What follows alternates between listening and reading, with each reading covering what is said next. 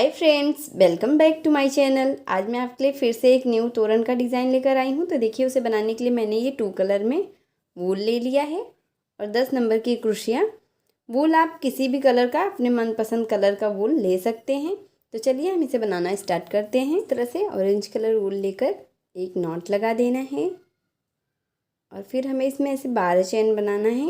2 3 4 5 6 7 8 9 10 11 12।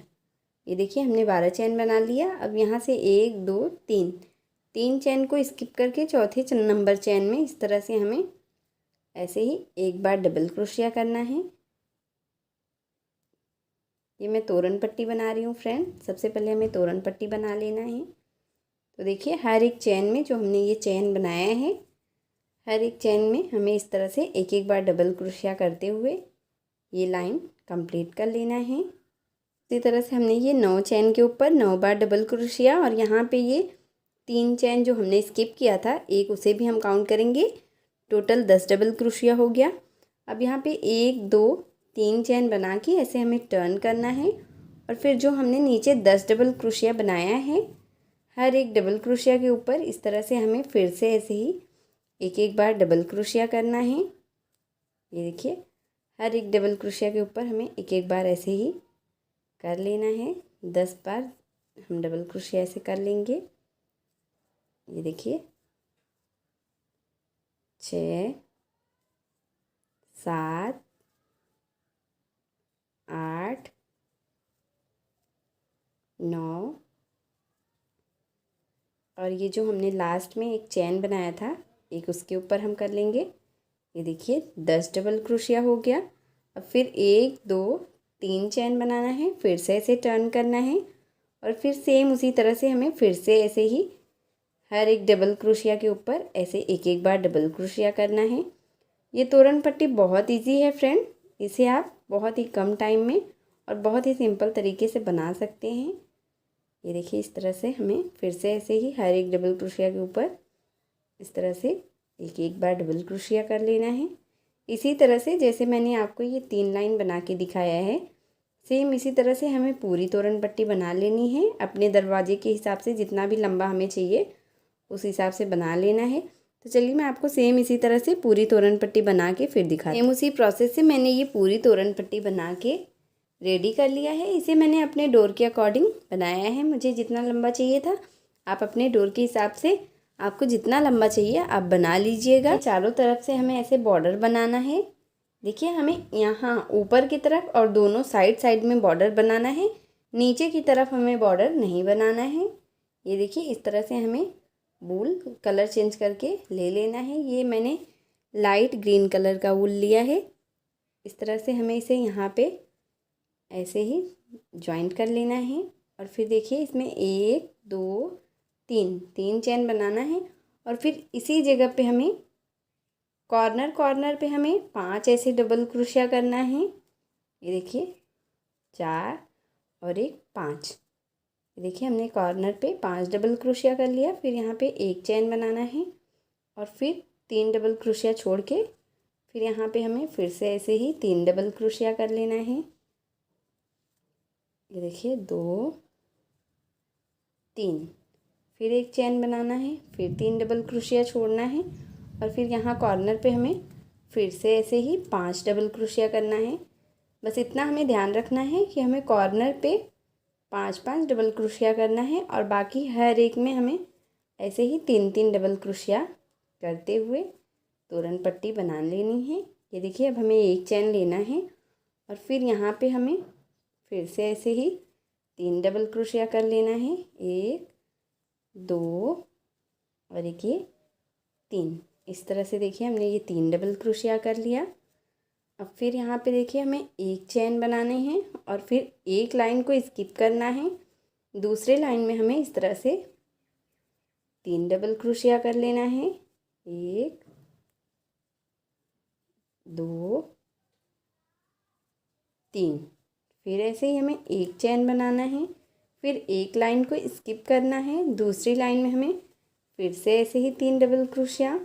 इसी तरह से हमें ऐसे ही पूरा बना लेना है। बस हमें इतना ध्यान रखना है कि देखिए जैसे हमने यहाँ कॉर्नर पे ये 5 डबल क्रोशिया और यहाँ पे 5 डबल क्रोशिया बनाया है, सेम इसी तरह से हमें यहाँ पे भी दोनों कॉर्नर पे 5-5 डबल क्रोशिया बनाना है और बाकी ऐसे ही एक एक लाइन छोड़ते हुए 3-3 डबल क्रोशिया एक एक चेन के साथ हमें पूरा बना लेना है। सेम उसी प्रोसेस से मैंने यहाँ तक ये बना लिया है। अब हमें नीचे की तरफ नहीं बनाना है।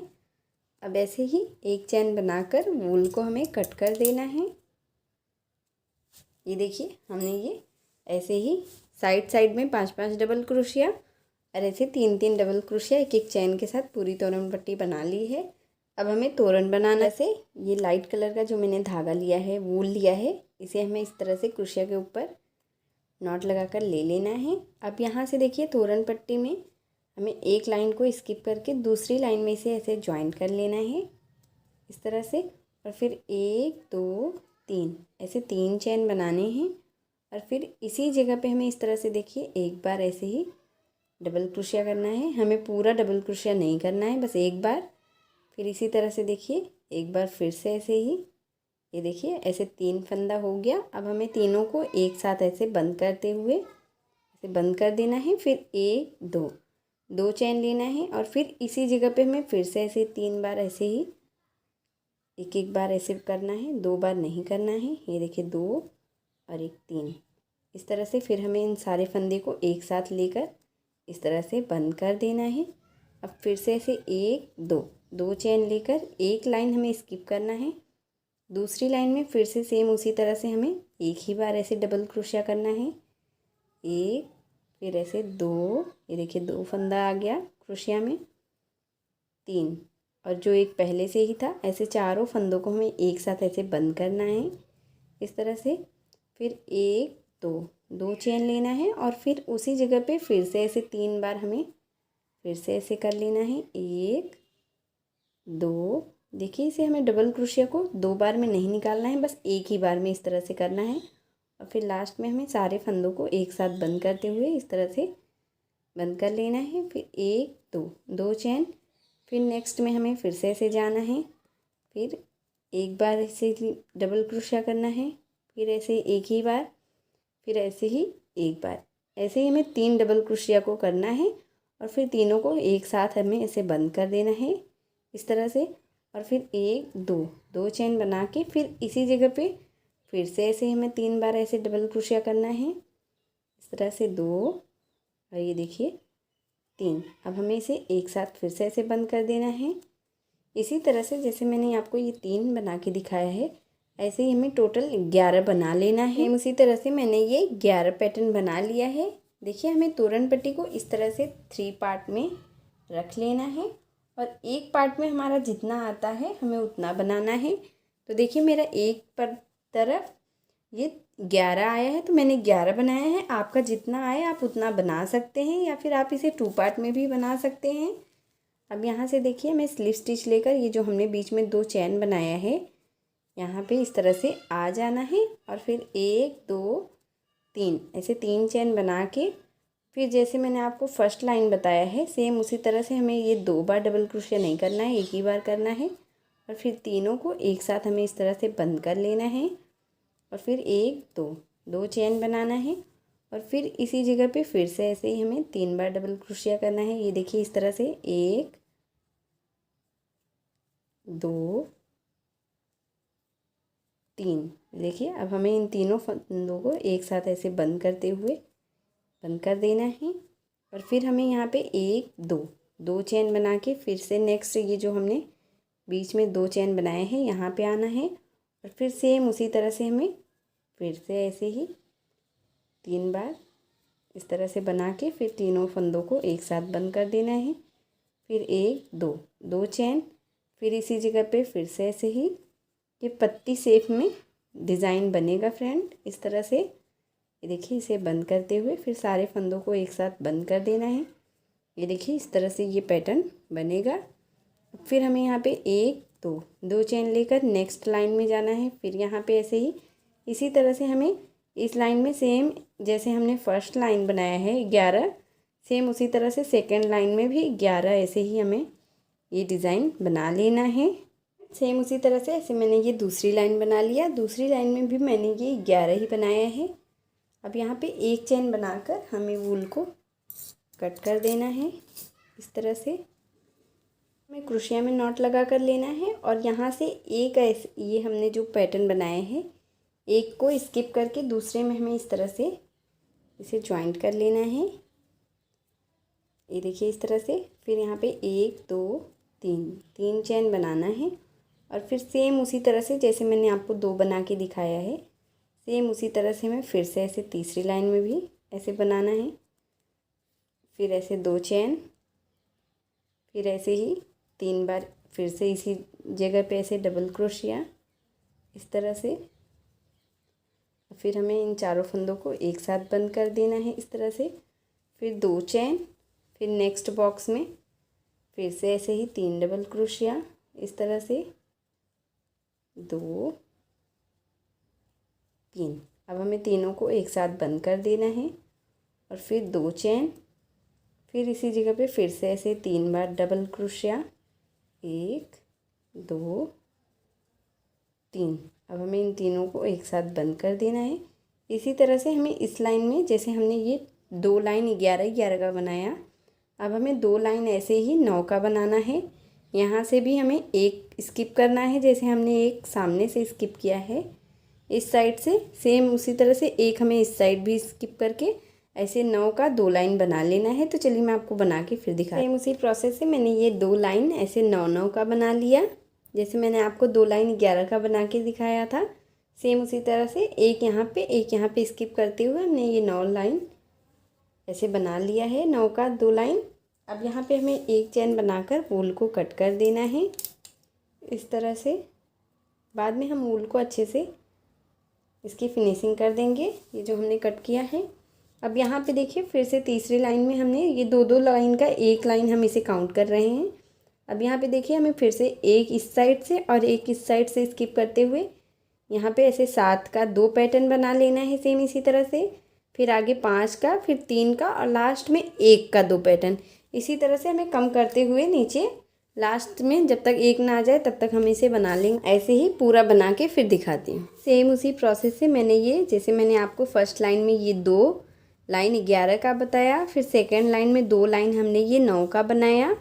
ऐसे ही मैंने फिर तीसरी लाइन में 2 लाइन ये 7 का, फिर ऐसे 2 लाइन 5 का, फिर 2 लाइन 3 का और लास्ट में 1 का मैंने ये 2 लाइन बना लिया है।